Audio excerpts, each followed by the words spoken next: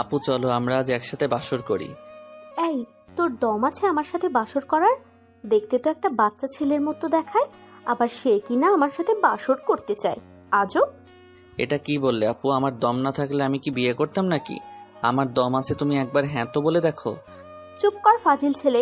বিয়ে করলেই যে তার মধ্যে দম চলে আসে তেমন কোনো ব্যাপার নয়। তোকে আমার একটুও পছন্দ নয়, আর এমন একটা ছোট্ট ছেলের সাথে আমার বাসর করার কোনো ইচ্ছেও নাই। বারবার আমায় ছোট বলে কি প্রমাণ করতে চাও আমার সবকিছু ছোট? আপু, তোমার ধারণা ভুল। আমার ওটা যে কত বড় তোমার কোনো ধারণা নাই। তোর ওটা মানে? কোনটা তোর বড়? আরে বাসর করতে যেটা লাগে সেটার কথা বলছি। আমার ওটা এত বড় যে আমার সাথে বিয়ে দিতে তোমার বাবা মাও রাজি হয়ে গেছে, কারণ উনি জানেন ছেলের ওটা সেই বড়। অয়নের কথা শুনে অধরার মাথা ঘুরে গেল। অয়ন এইসব কী ধরনের নোংরা কথা বলছে? কিছুই যেন অধরার মাথায় ঢুকছে না। বাসর করতে কোন বড় জিনিসটা লাগে? আর সেই বড় জিনিসের কথা অধরার বাবা মা জানালো কেমন করে? প্রশ্নটা মাথায় ঘুরপাক খাচ্ছে অধরার। অধরাকে নিশ্চুপ হয়ে ভাবতে দেখে অয়ন একটু মুচকি হাসি দিয়ে অধরাকে উদ্দেশ্য করে বলল, আরে আপু, এত কি ভাবছো? কি জানতে চাও বলো আমায়। আমি অতটাও ছোট না যে তোমার ভাবনার মানে বুঝতে পারবো না। এই বদমাইশ ছেলে, একদম চুপ করে থাক। তোর ওটা বড় সেটা আমার বাবা মা জানলো কি করে? জানবে না কেন? ওনারা তো নিজের চোখের সামনে দেখেছে, তাই ওনারা জানে আমার ওটা কত বড়। অয়নের কথা শেষ হতে না হতে অধরা রেগে আগুন হয়ে গেল। অধরা বিছানার উপর থেকে লাফিয়ে উঠে অয়নের পাঞ্জাবির কলার চেপে ধরল শক্ত হাতে। অধরার এমন আচরণ দেখে রীতিমতো অয়নও চমকে যায়। অয়নও বুঝে উঠতে পারছে না এই কথাটা শুনে অধরা এত রেগে গেল কেন। অধরা অয়নের শার্টের কলার চেপে ধরে রাগে গজগজ করতে করতে বলতে লাগলো, তোকে আমি খুন করে দিব ছোট লোক। এসব তুই কি বললি? আমার বাবা মা তোর ওটা দেখবে মানে? তুই কি বলছিস সেটা ভেবে চিন্তে বলছিস তো? আপু, আমি তো সত্যি কথাই বলছি। আপনি আমার উপর শুধু শুধু রেগে গেছেন। আমার কোনো দোষ নেই। এমন করে আমার দিকে তাকাবেন না, আমার ভীষণ ভয় করছে। প্লিজ ছেড়ে দিন আমায়। ছাড়বো তোকে, একদম ছেড়ে দিব। আমি ছেড়ে দিলে সোজা পরকালে গিয়ে পড়বি। একদম ছেড়ে দিব তোকে। আপু, এমন কথা বলিয়েন না। আপনার চোখ আর মুখে এমন কিছু দেখলে আমার শুকিয়ে যায় সব। প্লিজ এইসব কথা বলিয়েন না। আমি মরে গেলে আপনি বিয়ের রাতেই বিধবা হয়ে যাবেন। এই ছেলে, তুই চুপ করবি নাকি এখনই গলা টিপে তোকে টপকে দিব? আমার প্রশ্নের উত্তর দিতে বলেছি তোকে, তা না হলে আজ তুই আমার হাতে খুন হবি কিন্তু। আমি জানি না আপনি কোনো কথা শুনে এমন রিয়েক্ট করছেন। আমি তো আমার সাহসের কথা বলছিলাম। আমার সাহসটা অনেক বড়। তাই তো আপনার বাবা মায়ের সামনে দাঁড়িয়ে বলতে পেরেছি আপনাকে আমার পছন্দ হয়, আর আমি আপনাকে বিয়ে করতে চাই। আপনি কি বুঝেছেন সেটা তো আমি জানি না। অয়নের কথা শুনে অধরার রাগটা কিঞ্চিত পরিমাণ কমলেও একদম রাগ যে চলে গেছে, তার মনের মধ্যে ভালোবাসার সৃষ্টি হয়েছে তা কিন্তু নয়। অধরা এখনও অয়নের উপর রেগে আছে কোনো এক অজানা কারণে। অধরা নিজের রাগকে কন্ট্রোল করে পুনরায় বিছানায় গিয়ে বসে পড়ল। অয়ন এখনও শকড হয়ে আছে অধরার রাগী লোকটা দেখে। অয়ন ভেবেছে তার অধরা আপু শান্তশিষ্ট একটা ভদ্র মেয়ে। একটু আধটু রাগ অধরার আছে, সেটাও অয়ন জানত, কিন্তু এই একটু আধটু রাগ যে এতটা ভয়ঙ্কর হতে পারে সেই সম্পর্কে অয়নের কোনো ধারণা ছিল না।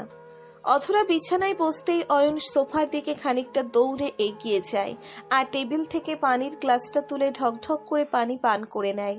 অয়নের এমন অদ্ভুতভাবে পানি খাওয়া দেখে অধরা একটু কর্কশ কণ্ঠে অয়নকে উদ্দেশ্য করে বলতে লাগলো, এই, তুই এমন করে পানি খাচ্ছিস কেন? মনে হচ্ছে নিজের চোখের সামনে কোনো পেতনি দেখে ফেলেছিস। না আপু, শুধু পেতনি নয়, আমি মহাপেতনি দেখে ফেলেছি। যেই পেতনি আমার ঘাড় নয়, বরং আমায় একদম গিলে খেয়ে নিবে। তাই নাকি? কোথায় সেই পেতনি? আমায়ও একটু দেখা, আমিও দেখি কত বড় পেতনি এসেছে তোকে গিলে খাওয়ার জন্য। আমি নিজ দায়িত্বে তোকে তার কাছে দিয়ে আসি, দেখা আমায়। মহাপেতনিকে দেখার জন্য বেশি কষ্ট করা লাগবে না আপনাকে। আপনি একটু কষ্ট করে আয়নার সামনে গিয়ে দাঁড়ান। নিজের চোখেই মহাপেতনিকে চোখ বুলিয়ে পরখ করে নিন। মানে তুই আমায় মহাপেতনি বললি? আমায়? এই অথরা চৌধুরীকে পেতনির সাথে তুলনা করেছিস তুই? তোকে তো আজ সত্যি সত্যি আমি গিলেই খেয়ে নিব। অধরা কথাটা শেষ করতেই বিছানা থেকে হকচকিয়ে উঠে অয়নের দিকে ছুট লাগালো। অয়ন অধরার চোখ দেখে বুঝতে পারছে যে সে নিশ্চয়ই কোনো মহাপাপ করে ফেলেছে। নারীদেরকে সব সময় পটাতে হলে প্রশংসা করতে হয়। কোনো মেয়েকে মুখের উপর যদি পেতনি বলা হয় তবে তো তার রিয়াকশন এমন হবেই। অয়ন অধরার তেড়ে আসা দেখে নিজের 2 হাত উপরের দিকে তুলে ধরে সোফার উপর লেপ্টে বসে আছে। মনে হচ্ছে আগে থেকে স্যালেন্ডার করে আছে সে। অধরা অয়নের খুব কাছে চলে আসতেই হঠাৎ করে অধরার পায়ের সাথে নিজের শাড়ির কিছু অংশ জড়িয়ে যায়, আর অধরা হোঁচট খেয়ে অয়নের উপর পড়ে যায়। অয়ন অধরাকে সেভ করার জন্য নিজের 2 হাত অধরার দিকে বাড়িয়ে দিল। অধরার দিকে নিজের হাত জোড়া অয়ন একদম ফিল্মি স্টাইলেই এগিয়ে দিতেই অধরা কোনো এক নায়িকার মতো অয়নের বুকে এসে পড়ে যায়। অধরা অয়নের বুকে আসতেই অয়ন নিজের চোখ জোড়া বন্ধ করে অধরার পিঠের উপর নিজের হাত জোড়া রেখে পরম আবেশে অধরাকে নিজের বুকের সাথে মিশিয়ে নিয়ে শক্ত হাতে জড়িয়ে ধরে। অধরাও বোকার মতো অয়নের বুকে এসে একদম চুপসে যায়। অধরা নিজেও বোকা হয়ে যায়, কারণ অধরা কোনোভাবেই প্রত্যাশা করেনি এমন কিছু হবে। অয়ন অধরাকে জড়িয়ে ধরতেই অয়নের ঠোঁট থেকে খানিকটা অপ্রত্যাশিতভাবে কিছু শব্দ বেরিয়ে যায়। অয়ন অধরাকে নিচের বুকে নিয়ে মৃদু কণ্ঠে বলে উঠল, আহ কি নরম, মেয়েরা এত নরম হয় কি করে? এদেরকে সারাদিন এমন করে ধরে রাখতে ইচ্ছে হয়। আহ কি শান্তি। অয়নের কথাটা অধরার কানে আসতেই অধরা চমকে যায়। অধরাও একটা ঘোরের মধ্যে হারিয়ে গিয়েছিল। অয়নের গলার কণ্ঠস্বরটা শুনতেই অধরার ঘোর কাটল। অধরা বিদ্যুতের গতিতে অয়নের কাঁধের উপর থেকে নিচের হাত সরিয়ে নিয়ে দ্রুত অয়নের বুকের উপর থেকে উঠে পড়ল। অয়নও আলতো করে অধরাকে ছেড়ে দিয়ে অধরার দিকে এক দৃষ্টিতে তাকিয়ে রইল। অধরা নিচের বুকের উপর শাড়ির আঁচলটা ঠিক করে একটু কাঁপা কাঁপা গলায় অয়নকে উদ্দেশ্য করে বলে, সরি, আমি আসলে ইচ্ছে করে এমনটা করিনি। আমার পায়ের সাথে শাড়ি জড়িয়ে গিয়েছিল, এজন্য আমি হোঁচট খেয়েই তোর উপর পড়ে গেছি। সরি। আরে মেরি জান, ইটস ওকে। আপনি আমার বুকে কেন, আমার সব জায়গায় থাকতে পারেন, এতে আমি কিছুই মনে করব না। আফটার অল আমি আপনার স্বামী, আর আপনি আমার স্ত্রী। আমার উপর তো আপনার অধিকার আছে, আর সেই সাথে আমারও আপনার উপর একটা অধিকার আছে। কিসের অধিকার? আমি তোকে নিজের স্বামী হিসেবে মানিই না, আর না কোনোদিন মানতে পারবো। তুই আমার জুনিয়র, আর আমার জুনিয়রই থাকবি। আরে আপনি তো দেখছি বড্ড বোকামে। বর্তমানে হাজার হাজার কাপল আছে যারা সিনিয়র জুনিয়র, তারা তো কি সুন্দর সংসার করছে। এইসব সিনিয়র জুনিয়রের কিছু আসে যায় না, কার মনে ভালোবাসা কতটা আছে সেটাই আসল ব্যাপার। এইসব ফালতু লেকচার আমার সামনে দিবি না। এই লেকচারগুলো আমার বাবার সামনে দিবি, এতে করে তার সামনে মহান হয়ে যাবি। আমার সামনে তুই ছোট আছিস আর থাকবি। অয়ন অধরার কথাটা শেষ হতেই সোফার থেকে উঠে অধরার সামনে দাঁড়ালো। অধরার চোখের উপর নিজের চোখ রেখে অয়ন বলতে লাগলো, আরে ম্যাম, আপনি তো শুধু শুধু আমার উপর রাগ দেখাচ্ছেন। আমি তো ইচ্ছে করে আপনাকে বিয়ে করিনি। আপনার বাবা আর আমার বাবা ভালো বন্ধু দেখে আমাদের বিয়ে দিয়ে তাদের সম্পর্কটা আরও গভীর করেছে। আর আমরা যদি একে অপরকে একটু একটু করে ভালোবাসতে শুরু করি তবে আমাদেরও একটা ভালো সম্পর্ক হবে। Just stop it Ayan. আমার মাথা এমনিতেই গরম আছে, আর গরম করিস না। চুপচাপ এই রুম থেকে বেরিয়ে যা, আমি এখন ঘুমাবো। আপনি সবসময় এত রাগ দেখান কেন? আপনি তো জানেন আমি রাগ করে ভয় করি, তারপরও কেন রাগ দেখান? একটু ভালোবাসে কি এমন ক্ষতি হয়? আমি কি এতটাই খারাপ লোক নাকি যে আমায় একটু ভালোবাসা দেওয়া যায় না? তবে রে, আজ তোর ভালোবাসা আমি বের করছি। অধরা কথাটা বলতেই অয়নের পাঞ্জাবির কলার চেপে ধরে অয়নকে টানতে টানতে দরজার দিকে নিয়ে গেল। অয়ন অধরার রাগ দেখে মনে কিছু করছে না, মুচকি হাসছে সে। সংসার করাটা এত সহজ কিছু নয়। সংসার করতে হলে একজন যখন আগুন হবে অন্যজনকে পানির মতো থাকতে হবে, তবেই তো সংসারটা সুখের হবে। দুজন যদি একসময় রেগে যায় তবে সেখানে তো সুখ পরের কথা, কুরুক্ষেত্র ছাড়া আর কিছু সম্ভব নয়। অধরা অয়নকে টানতে টানতে দরজার কাছে নিয়ে গিয়ে ঘাড় ধাক্কা দিয়ে অয়নকে তার নিচের রুম থেকেই বের করে দিল অধরা। অয়নকে রুমের বাহিরে বের করে দিয়ে অধরা অয়নের মুখের উপর দরজাটা ধপাস করে বন্ধ করে দিল। অয়ন বোকার মতো দরজার বাহিরে দাঁড়িয়ে মৃদু কণ্ঠে অধরাকে ডেকে চলেছে, তবে অধরা অয়নের কোনো কথাই পাত্তা পাত্তা দিল না। অয়ন অধরাকে অনেক আগে থেকেই পছন্দ করে, আর অধরা অয়নকে সহ্য করতে পারে না। অয়নের বাবা আর অধরার বাবা খুব ভালো বন্ধু, আর তাদের এই বন্ধুত্বের সম্পর্কটাকে আরও দৃঢ় করার জন্য তারা অয়ন আর অধরাকে বিয়ে দেয়। অয়ন জীবনে অনেক মেয়ের উপর ক্রাশ খেয়েছে, কিন্তু কারোর সাথে প্রেম করার মতো ভাগ্য তার হয়নি। কারণ একটাই হয়, মেয়েটার বয়ফ্রেন্ড আছে নয়তো স্বামী। সিঙ্গেল মেয়ে তো অয়নের জন্য আকাশের চাঁদের মতো হয়ে গেছে। অনেক প্রতীক্ষার পর অয়ন অধরাকে বিয়ে করে। বিয়ের আগের দিন অয়ন মন প্রাণ সব দিয়ে প্রতিজ্ঞা করে যে সে তার স্ত্রীকে পাগলের মতো ভালোবাসা দিবে আর বন্ধুর মতো তার স্ত্রীর সাথে থাকবে। কিন্তু বাসর রাতের পর অয়নের সেই ধারণায়ও মরিচা পড়ল। অধরার ভালোবাসা পেতে হলে তাকে যে কঠিন থেকে কঠিনতর পরীক্ষা দিতে হবে, সেটা আর বলার অপেক্ষা রাখে না। সকাল হতেই অয়নের চোখের উপর সূর্যের তীব্র আলোকরশ্মির বর্ষণ হলো। অয়নের চোখ মুখ কুঁচকে যায় সূর্যের তীব্র আলোয়। অয়ন নিজের চোখ ঢিপ ঢিপ করে মেলতেই দেখতে পায় অয়ন ছাদের একটা কোণে বসে আছে। গতকাল রাতে অধরা যখন তাকে রুম থেকে বের করে দেয়, তখন অয়ন অনেক অনুরোধ করার পরেও দরজা খোলেনি। তাই খানিকটা বাধ্য হয়ে অয়নকে ছাদে এসে রাত কাটাতে হয়। অয়ন আশেপাশে ভালো করে চোখ বুলিয়ে নিয়ে দেখে নিল কেউ আছে কিনা। যদিও অয়নের বাড়িতে এমন কেউ নেই যে এত ভোরে ছাদে আসবে, তবুও অয়ন সাবধান হয়ে নিল। অয়নের বাড়ির লোক যদি জানতে পারে অয়নকে অধরা রুম থেকে বের করে দিয়েছে, তবে অধরাকে এই বাড়ি ছাড়তে হবে। সেটা অয়ন চায় না। অয়ন ছাদ থেকে নেমে সোজা নিচের রুমের সামনে চলে এলো। রুমের সামনে এসে অয়ন দরজায় নক করলো, তবে ভিতর থেকে কোনো শব্দ আসলো না। অয়ন ভাবছে অধরা হয়তো এখনো ঘুমিয়ে আছে। অয়ন আর অধরার ঘুম ভাঙার অপেক্ষা করলো না। অয়ন গার্ডেনে চলে আসে একটা শরীর চর্চা করার জন্য। প্রত্যেক দিন সকালে শরীর চর্চা করার শখ আছে অয়নের। অয়ন ঘন্টাখানেক শরীর চর্চা করে নিজের রুমে ফিরে এলো। এর মধ্যেই অধরাও ঘুম থেকে উঠে পড়েছে। অয়ন রুমে এসে অধরাকে দেখলো একদম ফ্রেশ হয়ে বসে আছে। অয়ন অধরার দিকে তাকিয়ে মুচকি হাসি দিয়ে বলল, সুপ্রভাত জনাবা মহারানী, আপনার নিদ্রা কেমন হয়েছে? নিদ্রা তো ভালোই হয়েছে, তবে তোকে দেখার পর মুডটাই নষ্ট হয়ে গেছে। Wow, nice jokes. By the way, আমি একটু ফ্রেশ হয়ে আসি, তারপর আবারও আপনার মাথা গরম করব। যত সব বিরক্তিকর লোক। অয়ন অধরার কথায় কিছু মনে করলো না। সোজা ফ্রেশ হতে চলে যায় সে। ফ্রেশ হয়ে এসে অয়ন রুমে ফিরতেই দেখতে পায় অধরা রুমে নেই। অয়ন অধরাকে রুমে না দেখতে পেয়ে নিচে চলে আসলো। নিচে আসতেই অয়ন দেখতে পায় অধরা নাস্তা করছে। অয়ন সিঁড়ি দিয়ে নেমে খাবার টেবিলের দিকে এগিয়ে গিয়ে অধরার পাশে বসলো। অয়ন অধরার পাশে বসতেই অধরা খাওয়া বন্ধ করে দুম করে বসা থেকে উঠে পড়ল। অয়ন অধরার এই ব্যবহারে একটু অবাক হয়ে যায়।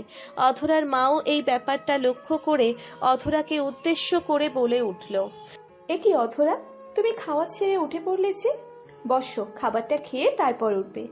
না আন্টি, আসলে আমি সবার সাথে বসে খাবার খেতে পারি না। আমার খাওয়া হয়ে গেছে, আমি উঠছি। মানে সবার সাথে বসে খাবার খেতে পারো না? এই কথার মানেটা আমি বুঝতে পারলাম না। কাকে উদ্দেশ্য করে কথাটা বলেছ? নিজের মায়ের কথাটা শেষ হতেই অয়ন একটু হেসে নিজের মাকে উদ্দেশ্য করে বলতে লাগলো, আরে মা, তুমিও না সব কথা নিয়ে তর্ক শুরু করে দাও। অধরাকে ওর মতো একটু থাকতে দাও। তুমি বরং আমায় খাবার দাও, আমার খুব ক্ষুধা লেগেছে। কি জানি বাবু, আজকালকার ছেলে মেয়ের মতিমতলব বোঝা দেয়। কখন কি বলবে আর কখন কি করবে সেটা আমাদের মতো মানুষেরা বুঝে উঠতে পারবে না। অধরা টেবিল থেকে উঠে হন হন করে উপরে চলে যায়। অয়ন মুচকি হেসে খাবার খেতে লাগলো। অধরার এমন আচরণটা একটু বেশি হয়ে গেছে। অয়ন চেয়েছে অধরার সাথে একটু একটু করে মানিয়ে নিতে, তবে অধরা পরিবারের সবার সামনে যদি এমন রিয়্যাক্ট করে তবে তো সেটা বিপরীত হয়ে যাবে। অয়ন চুপচাপ খাবার শেষ করে নিজের রুমে চলে যায়। করিডোর দিয়ে হাঁটার সময় অয়নের শরীরের মধ্যে একটু অসুস্থতা বোধ হতে থাকে। গতকাল রাতে ছাদে ঘুমিয়েছিল বলে হয়তো। অয়ন আবার একটু বেশি ঠান্ডা বা একটু বেশি গরম সহ্য করতে পারে না। জ্বর চলে আসে অয়নের। অয়ন করিডোর দিয়ে রুমের দিকে এগিয়ে যেতেই হঠাৎ করে অয়নের কানে ভেসে আসতে লাগলো অধরার কণ্ঠস্বর। অধরা হয়তো ফোনে কারোর সাথে কথা বলছে।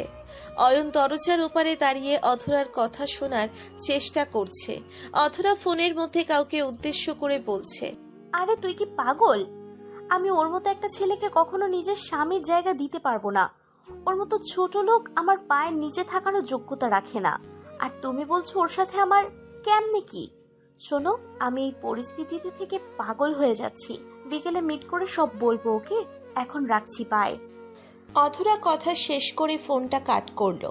অয়নের মনে একটা প্রশ্নের উদয় হয়েছে। অয়ন ভাবছে কার সাথে অধরার কথা বলছে, আর স্বামী স্ত্রীর মধ্যেকার ব্যাপার দ্বিতীয় কাউকে বলতে নেই। অধরা কার কাছে সবটা এতটা সহজে শেয়ার করে দিচ্ছে? অয়নের মনের মধ্যে এই প্রশ্নটা চেপে বসে আছে। অয়ন রুমে ঢুকে নিচের বিছানার দিকে এগিয়ে যায়। বিছানায় এসে অয়ন শুয়ে পড়তেই অধরা অয়নকে উদ্দেশ্য করে বলতে লাগলো, আমি বিকেলে বাইরে যাব। আমি যাবার সময় বাড়ির কেউ যেন আমায় কিছু জিজ্ঞেস না করে। ও আচ্ছা, ঠিক আছে, কেউ কিছু জিজ্ঞেস করবে না। তবে আমায় বলতে হবে আপনি কোথায় যাবেন আর কখন ফিরবেন। অয়নের কথা শুনে অধরার ভীষণ রাগ হলো। অয়ন একটা জুনিয়র ছেলে হয়ে অধরার কাছে কৈফিয়ত চাইছে। এই কথাটা অধরার পছন্দ হলো না।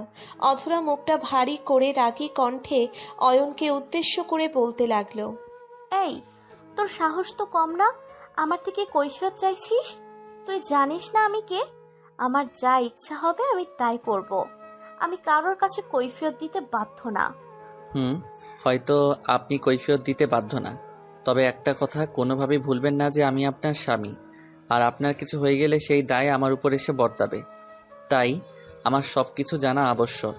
তোর কাছে কৈফিয়ত দেওয়ার মতো প্রয়োজন বোধ আমি মনে করি না। আমি জাহান্নামে যাব না বেহেশতে যাব সেটা আমার একান্ত ব্যক্তিগত ব্যাপার। এই জায়গায় আমি কারোর কোনো কথা শুনতে চাই না। আপনি হয়তো অনেক কিছুই চাইছেন না, তাই বলে তো আর সবটা এড়িয়ে যেতে পারেন না। আপনি যদি আমার প্রশ্নের উত্তর না দেন তবে আমায় আপনার সাথে যেতে হবে, আর সেটা আপনার ইচ্ছাই হোক বা অনিচ্ছাই, আমার সাথে করে নিয়ে যেতেই হবে। তোর এত বড় সাহস, আমার মুখের ওপর কথা বলছিস? আজ তো তোকে আমি একদম শেষ করে ফেলবো। অধরা রাগে গজগজ করতে করতে অয়নের দিকে এগিয়ে যায়। অয়ন বিছানায় শুয়েই আছে। অধরা তেড়ে এসে অয়নের গলার উপর নিজের হাত রাখতেই একটু থমকে যায়। অয়নের চোখের দিকে তাকিয়ে অধরা দেখতে পায় চোখের কোণে খানিকটা নোনা জল জমেছে। অধরা বুঝতে পারল না অয়নের চোখ মুখ এমন ফুলে আছে কেন, কি হয়েছে তার। অধরা নিজের রাগটাকে হারিয়ে ফেলল। অয়নের কপালে হাত ছুঁয়ে দিয়ে অধরা বলতে লাগলো, এই, তোর শরীরটা এত গরম কেন?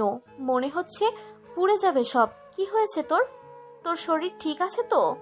সেটা জেনে আপনি কি করবেন? ছাড়ুন আমার কথা। আমি মরে গেলে আপনার সুবিধা হবে। দোয়া করেন যেন তাড়াতাড়ি মরে যাইতে পারি। চুপ কর, একদম বাজে কথা বলবি না। আর যদি এইসব কথা বলিস তো তোর মুখ আমি নিজেই বন্ধ করে দেব। এত জ্বর আসলো কেমন করে? সত্যি করে বল আমায়। আসলে গতকাল রাতে আমি ছাদে থাকার কারণে একটু ঠান্ডা লেগে গেছে, আর সেই থেকে এই জ্বর। আর কি, ওসব কিছু না, পেরে যাবে। তুই আসলেই একটা খারাপ মানুষ। কাল রাতে আমার সাথে এমন না করলেই তো হতো। তুই নিজের জন্য আজ অসুস্থ হয়েছিস, তোর দোষ। এখন সাজা ভোগ কর। হুম। অয়ন অধরার সাথে আর কোনো তর্ক করল না। নিশ্চুপ হয়ে পড়ে রইল বিছানায়। সারা শরীর তার জ্বরে পুড়ে যাচ্ছে, সেই সাথে শরীর ব্যথা করছে ভীষণ। অয়নের মায়ের কানে খবরটা আসতেই উনি ছুটে আসলেন তার ছেলের কাছে। ডক্টরও এসে অয়নকে কিছু মেডিসিন দিয়ে চলে যায়। অধরা ভেবেছে অয়নের জ্বরটা হয়তো বিকেলের আগেই সেরে যাবে, কিন্তু না, অয়নের জ্বর আরও বাড়তে লাগলো। সন্ধ্যার দিকে অধরা নিজের হাতে অয়নের কপালে জলপট্টি দিচ্ছে। অয়নের সারা শরীর জ্বরে কাঁপছে। অধরা অয়নকে উদ্দেশ্য করে বলল, অয়ন, এখন কেমন লাগছে? আমি কি ডক্টরকে আবার কল করব? লাগবে না ডক্টর, আমি ঠিক আছি। আপনাকে কষ্ট করে আমায় সেবা করতে হবে না, আপনি রেস্ট নিন একটু। তোকে না আমার এই জন্যই বিরক্তিকর লাগে। সবসময় বেশি কথা না বললে তোর পেটের ভাত হজম হয় না। শোন, আমি তোর সেবা করতে বসি নাই। আমি একটা অসুস্থ লোকের সাহায্য করছি, আর আমি সব সময় এমনটা করি। একটু জড়িয়ে ধরবেন আমায় প্লিজ। মানে? তোকে জড়িয়ে ধরবো কেন? জানি না, আজ না খুব ইচ্ছে করছে গতকাল রাতের মতো আপনাকে শক্ত করে জড়িয়ে ধরতে। একটু জড়িয়ে ধরি না প্লিজ? অধরা অয়নের কথার কি জবাব দিবে ভেবে পাচ্ছে না। অয়নের মুখের দিকে তাকালে অধরার মনের মধ্যে অদ্ভুত একটা মায়া কাজ করে। না চাইতেও অধরার ইচ্ছে করে এই অয়নকে ভালোবাসা দিতে, কিন্তু অয়ন তো তার জুনিয়র। সিনিয়র হয়ে জুনিয়রের সাথে কেমন করে সম্ভব? নিজের কাছেই কেমন যেন গিল্টি ফিল হয় অধরার। তবে অয়নের এই অনুরোধটা অধরা কিছুতেই না করতে পারছে না। অধরা নিজের মনের সাথে আর যুদ্ধ করে পেরে উঠল না। একটা অচেনা ছেলেকে নিজের বুকের সাথে আলতো করে জড়িয়ে ধরল সে। অয়ন অধরার বুকে মাথা রেখে নিজের চোখ বন্ধ করে প্রশান্তি নিতে লাগলো। সব সময় যে ছেলেদের বুকে প্রশান্তি লুকিয়ে থাকে তা কিন্তু নয়। মেয়েদের বুকেও অনেক প্রশান্তি থাকে, শুধু প্রয়োজন হলো সেই প্রশান্তি গ্রহণ করার মতো মানুষ থাকতে হয়। অয়ন অধরার বুকে মাথা রেখে প্রশান্তি নিতে নিতে অধরাকে উদ্দেশ্য করে বলল, সত্যি বলছি, আপনার বুকে অনেক প্রশান্তি পাচ্ছি। ইচ্ছে করছে এই বুকে সারা জীবন এমনভাবে লেপ্টে থাকি। এসব ফালতু কথা বাদ দিয়ে একটু ঘুমানোর চেষ্টা কর। মেডিসিন মাত্র নিয়েছিস, এখন শান্তি মতো একটু ঘুমালে শরীর ভালো লাগবে। শান্তি পাচ্ছি না তো, আমার আরও একটু শান্তি লাগবে, তবেই আমি ঘুমাতে পারবো। আরো একটু শান্তি লাগবে মানে? আর কোথায় শান্তি লাগবে? বুকে নেওয়ার পরেও তোর শান্তি লাগছে না? ফাজলামি করিস আমার সাথে? হুম, সত্যি বলছি, আরও শান্তি পাওয়া যায়, ওই শান্তিটা মিস করছি আমি। আমায় ওই শান্তিটা দিয়ে দিন, আমি একদম শান্ত ছেলের মতো ঘুমিয়ে যাব। উফ, এ কোন ঝামেলায় পড়লাম আমি খোদা। মানে না চাইতেও এই ঝামেলা আমার কাঁধে উঠে বসেছে, এখন আমায় জ্বালিয়ে শেষ করছে। আচ্ছা বল, কি করতে হবে আমায়? তুই যা বলবি তাই করব আমি, তবুও দয়া করে এই মুখটা বন্ধ রাখতে হবে তোকে। এইবার লাইনে আসছেন, আমার বেশি কিছু বলার নাই জানেন। শুধুমাত্র আপনি নিজের চোখ জোড়া বন্ধ করে রাখবেন, আমি যখন বলবো তখন আপনি চোখ খুলবেন। আগে যদি আপনি নিজের চোখ খুলে ফেলেন তো আমি আপনার ইচ্ছে মতো যা ইচ্ছে হয় করতে পারবো। রাজি আপনি? তোর মতো একটা বাচ্চা ছেলে আর কি করবে? রাজি রাজি ডাবল রাজি। এই নে, আমি চোখ বন্ধ করলাম, এবার তোর যা ইচ্ছে হয় কর। অধরা অয়নের কথা মতো নিজের চোখ জোড়া বন্ধ করলো। অধরা চোখ বন্ধ করতেই অয়ন অধরার বুকের উপর থেকে নিজের মাথাটা তুলে অধরার ঠোঁটের দিকে দৃষ্টিপাত করলো। অয়নের চোখ জোড়া অধরার ঠোঁটের দিকে তাকিয়ে যেন একদম আটকে গেল। এতটা সুন্দর কারোর ঠোঁট হতে পারে অয়নের ধারণা ছিল না।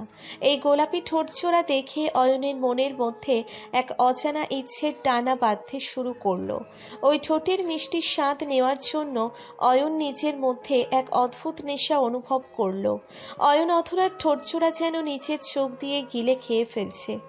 এমনভাবে অধরার ঠোঁটের দিকে তাকিয়ে আছে যেন এখনই ওই ঠোঁটের ফাঁকে নিজের ঠোঁট গুজে দিয়ে চুমু খেয়ে নিজেকে পূর্ণ করবে। অয়ন আর লোভ সামলাতে পারল না। অধরার গোলাপি রসালো ঠোঁটের দিকে খানিকটা এগিয়ে আসতেই অয়ন থমকে যায়। অয়ন ভাবছে অধরা যদি নিজের চোখ খুলে দেখে যে অয়ন তার ঠোঁট নিজের দখলে নিয়েছে তবে তো মহাযুদ্ধ শুরু হবে। অয়ন নিজের মনকে শান্ত করার চেষ্টা করল। যা হবার হবে, কিন্তু এখনই এই ঠোঁটের পরস্তার নিতেই হবে। অয়ন অধরার গালের দিকে হাত বাড়িয়ে দিয়ে অধরার চুলগুলো কানের পিছন থেকে আলতো করে ধরতেই অধরা একটু কেঁপে উঠল। অয়ন অধরার কম্পনের দিকে ভ্রুক্ষেপ না দেখিয়ে অধরার ঠোঁটের দিকে নিজের ঠোঁটজোড়া এগিয়ে দিল। অয়নের মনের মধ্যে যদিও ভয় করছে, তবে অয়নের সেই ভয়টা অয়নের ইচ্ছের কাছে টিকতে পারল না। অয়ন অধরার দিকে এগিয়ে আসতে আসতে অধরার ঠোঁটের সাথে নিজের ঠোঁটজোড়া ছুঁই ছুঁই অবস্থায় আসতেই অয়ন দুম করে নিজের ঠোঁট অধরার ঠোঁটের সাথে এক করে দিয়ে অধরার ঠোঁটের ভাঁজে নিজের ঠোঁটজোড়া কুঁচে দিল। অয়নের ঠোঁটের পরশ পেতেই অধরা কেঁপে উঠল। অয়নকে মৃদু ধাক্কা দিয়ে নিজের কাছের থেকে সরিয়ে দিতে চেষ্টা করল অধরা, তবে অয়ন বেশ শক্ত করে অধরাকে জড়িয়ে ধরে আছে, যেই কারণে অধরার সম্ভব হলো না অয়নকে নিজের থেকে আলাদা করতে। অয়ন আপন মনে অধরার ঠোঁটের স্বাদ নিতে লাগলো। ওইদিকে অধরা পাথরের মতো নিশ্চুপ হয়ে বসে আছে, এক ফোঁটাও নড়ছে না সে, আর না পারছে অয়নের সাথে বিন্দুমাত্র রেসপন্স। অয়ন আরও কিছু সময় অধরাকে চুমু খাওয়ার পর হঠাৎ করে অধরা অয়নকে ভীষণ অবাক করে দিল। অয়ন ভাবতেও পারেনি অধরা এমন কিছু করবে। অধরা দুম করে অয়নের চুলের পিছনে নিজের হাত গুজে দিয়ে পাগলের মতো অয়নের ঠোঁটে নিচের ভালোবাসার পরশ এঁকে দিতে লাগলো। এক মুহূর্তের জন্য যেন অয়ন পাথর হয়ে গেছে। অয়ন ভেবেছে হয়তো অধরা অয়নকে রাগ দেখিয়ে অয়নকে নিজের থেকে আলাদা করে নেবে, কিন্তু এখানে তো ব্যাপারটা ভিন্ন হয়ে গেল। অয়ন নিজের ভাবনার আকাশে ছেদ করে অধরার সাথে তাল মিলিয়ে কিস করতে লাগলো। দুজন একে অপরকে পাগলের মতো চুমু খেয়ে কিছু সময় পর ছেড়ে দিল। অয়ন অধরার ঠোঁটজোড়া ছাড়তেই অধরা হাঁপাতে লাগলো, বড় বড় নিঃশ্বাস ফেলতে লাগলো সে। অয়ন অধরার দিকে তাকাতেই অধরা আমতা আমতা করে অয়নকে বলল, সরি, আমি নিজের ইচ্ছেতে কিছু করিনি। আমি জানি না আমার কি হয়েছে। আমি আসছি একটু। সরি। কিসের সরি?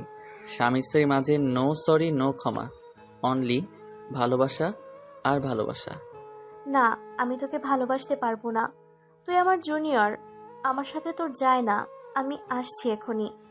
অধরা কথাটা বলতেই অয়নের পাশ থেকে উঠে দাঁড়ালো।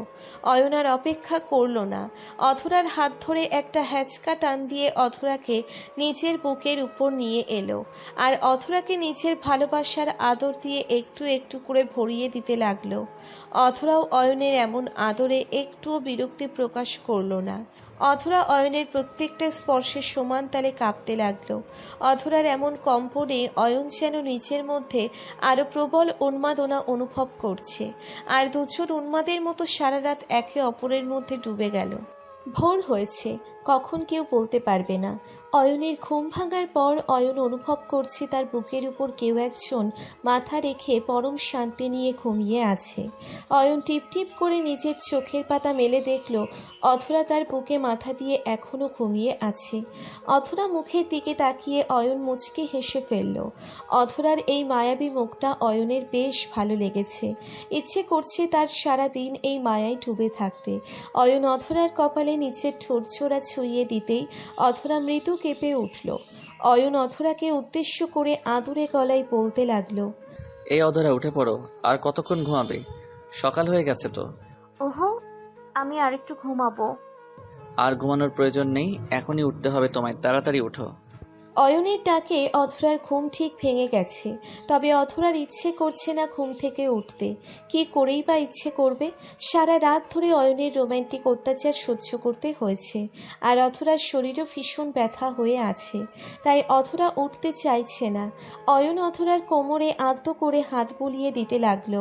আজ এই প্রথমবার অয়ন নিজের বুকের উপর একটা শান্তি অনুভব করছে। এই শান্তিটা এর আগে কখনো পাওয়া হয়নি অয়নের। অয়ন নিজের চোখজোড়া বন্ধ করে ভালোবাসার পরশ নিচ্ছে। কিছু সময় যেতেই অধরা দুম করে অয়নের বুকের উপর থেকে হকচকিয়ে উঠে পড়ল। অয়ন অধরার এমন হকচকিয়ে উঠে পড়ার কারণ বুঝতে পারল না। অয়ন অধরার দিকে প্রশ্নসূচক দৃষ্টিতে তাকাতেই অধরা অয়নকে অবাক করে দিল। অধরা বিছানা থেকে উঠে অয়নকে উদ্দেশ্য করে ভীষণ কর্কশ কণ্ঠে বলতে লাগলো, এসব কি হচ্ছে? আমি তোর বুকে কেন? আর তুই আমার শরীর থেকে সমস্ত কাপড় খুলে ফেলেছিস কেন? কি হচ্ছে এসব? কি হচ্ছে মানে? সারা রাত আদরকে সকালবেলা এসব বলার মানেটা কি আমায় সেটা বলো। সারা রাত আদর খেয়েছি মানে? তোর মতো একটা লোকের সাথে আমি সারা রাত? না না, এটা হতে পারে না। আমি তোকে মেনে নিতে পারি না। কেন পারো না? কি সমস্যা আমার মধ্যে আছে যেটার কারণে তুমি আমায় স্বামী বলে মানতে পারছো না? বলো আমায়। কারণ তুই আমার থেকে 2 বছরের ছোট। আমি তোর সাথে কি করে সম্ভব বল আমায়? তাছাড়া তোর সাথে আমার কোনো দিক দিয়ে মিল নেই। এমন কারোর সাথেও আমি সারা জীবন কি করে কাটাবো? ও তাই না? আচ্ছা, এই কথাগুলো বিয়ের আগে ভাবার কি উচিত ছিল না? শুধু শুধু আমার জীবনটা নষ্ট করে দেওয়ার কি প্রয়োজন ছিল? আমি তো এই বিয়েটাই করতে চাইনি। বাবা মা ফোর্স করে আমার এই বিয়েটা করতে বাধ্য করেছে। আমার কোনো ভুল নেই, আমি পরিস্থিতির শিকার হয়েছি। ওকে, ঠিক আছে, তোমার সকল সমস্যার সমাধান আমি করে দিব, একটু সময় দাও আমায়। অয়ন অধরাকে কথাটা বলতেই বিছানা থেকে উঠে ফ্রেশ হতে চলে যায়। অয়ন যে কতটা ভীষণ অভিমান নিয়ে বলেছে তা আর বলার অপেক্ষা রাখে না। একটা কথা কি জানেন, অবহেলা, অভিমান এড়িয়ে চলা, এইসব ব্যাপারগুলো ভালোবাসার সম্পর্কে একটু আধটু থাকে, কিন্তু এটাকে বেশি সময় দীর্ঘায়িত করা ঠিক নয়, কারণ একটু একটু করে প্রিয়জনের অবহেলা বিপরীত মানুষটাকে বদলে দিতে বিশেষ ভূমিকা পালন করে। অয়নেরও ধৈর্যের বাঁধ ভেঙে গেছে। অধরা তাকে এইভাবে মেনে নিতে পারবে না। অয়নকে বিকল্প পথ দেখতে হবে। অয়ন ফ্রেশ হয়ে এসে সোজা নাস্তা করে অফিসের উদ্দেশ্যে বেরিয়ে পড়ল।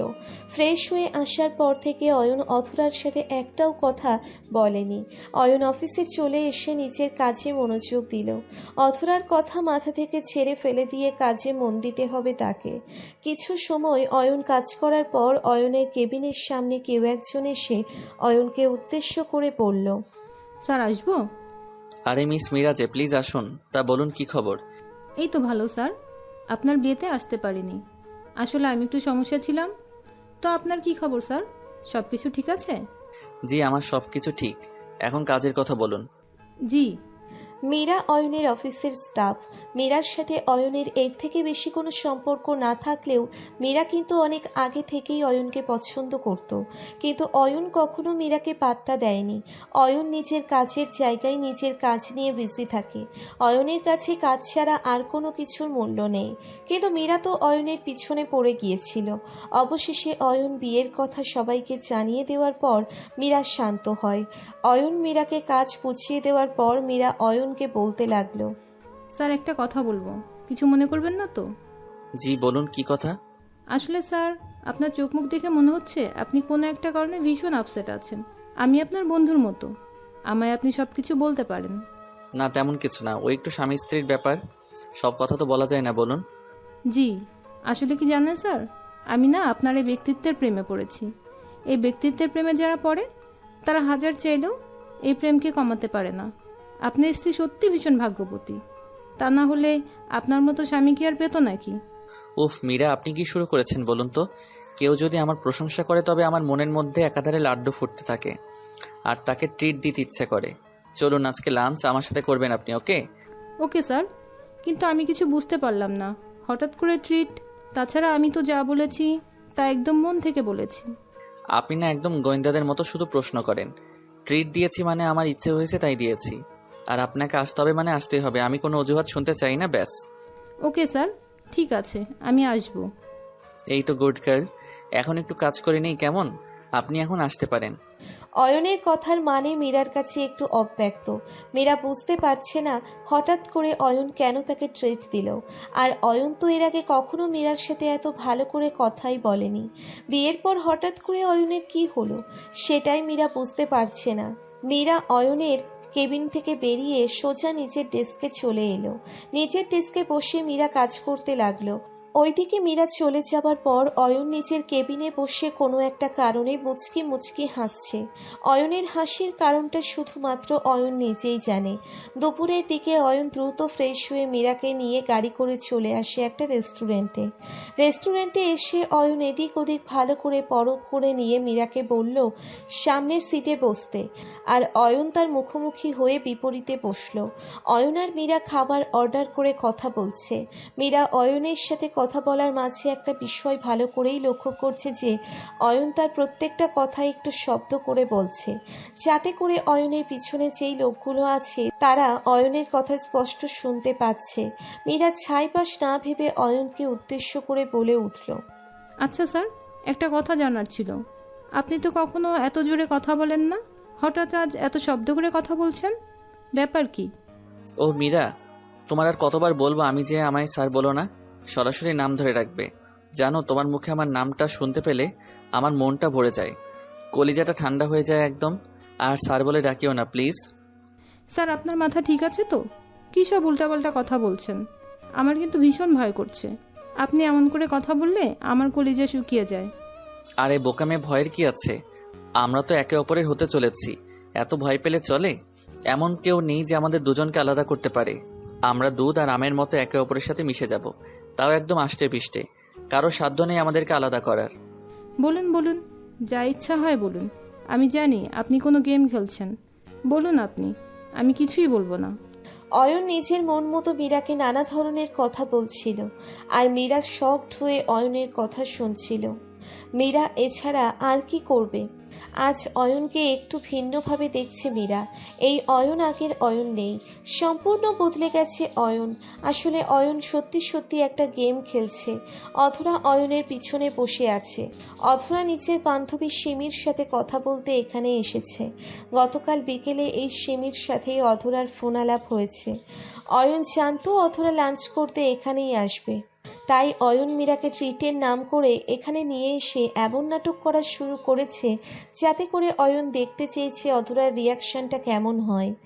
অধরা যদি মন থেকে অয়নকে ভালোবেসে ফেলে আর অধরার কাছে এই সম্পর্কের মূল্য থাকে, তবে অধরা একটা কুরুক্ষেত্র বাঁধিয়ে দিবে, আর অয়ন সেটাই চায়।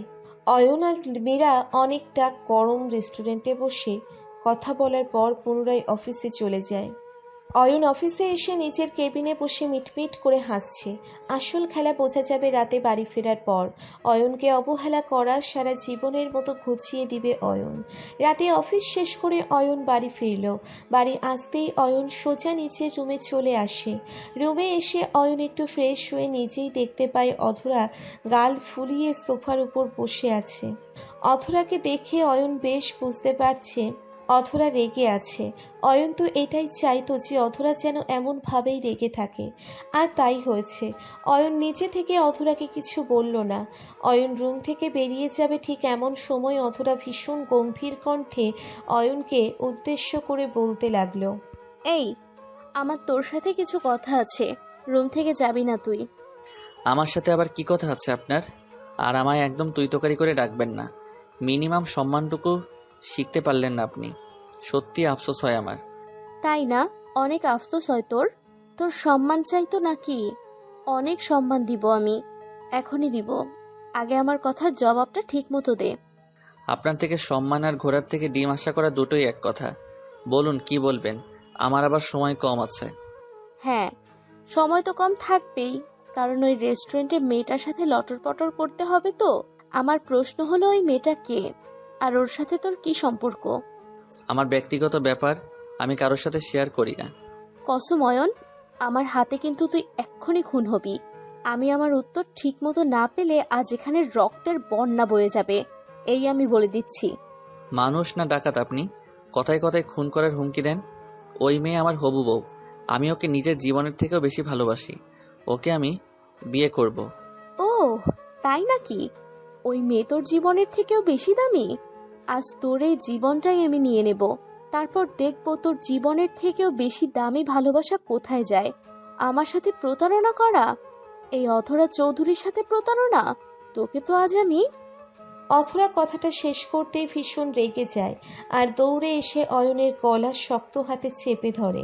অয়ন এমন কিছু হতে পারে আশা করতে পারেনি। অধরা অয়নের ধাক্কা দিয়ে বিছানায় ফেলে অয়নের বুকের উপর উঠে বসে একটা ছুরি বের করে অয়নের গলা বরাবর ধরল। ছুরি আর অধরার রাগ, এই দুটো দেখে ইতিমধ্যেই অয়নের অবস্থা খারাপ হয়ে গেছে। অয়নের মনে হচ্ছে অয়ন অধরার জায়গা মতোই আঘাত করেছে। অধরা অয়নকে উদ্দেশ্য করে রাগে গজগজ করতে করতে বলতে লাগলো, পুরুষ মানুষ আসলেই লুচ্চা হয়। একটা মেয়ে দিয়ে ওদের হয় না, 10 জন লাগে, 10 জন। তুইও সবার মতো। আজ তোকে খুন করে আমি নিজে খুন হব। অধরা অয়নের গলায় ছুরিটা চেপে ধরতেই অয়ন অধরার হাত ধরে অধরার হাত থেকে ছুরিটা কেড়ে নিয়ে বলতে লাগলো, কি করব আমি? আপনি তো আমায় স্বামী হিসেবে মানেন না। আমায় অবহেলা করে আমায় দূরে সরিয়ে দেন। আমায় ভালোবাসেন না, তাই তো আমি এদিক ওদিক যেতে চাই। কে বললো ভালোবাসি না আমি? আমি তোর ওপর রাগ দেখাই বলে তুই সত্যি সত্যি আমায় ছেড়ে অন্য কারোর কাছে যাবি? আমার একটু সময়ও দিবি না? অধরা কথাটা বলতেই ছোট বাচ্চার মতো কান্না করতে লাগলো। প্রিয়জন হারিয়ে ফেলার কষ্টটা অন্য সকল কষ্টকে হার মানায়। অয়ন অধরার কান্না করতে দেখে অধরাকে থামিয়ে দিয়ে সকল সত্যি অধরাকে বলে দিল। অয়নও অধরাকে ভালোবাসে, আর অয়ন চায় না তার অধরা কষ্ট পেয়ে কান্না করুক। ভালোবাসা সত্যি সুন্দর।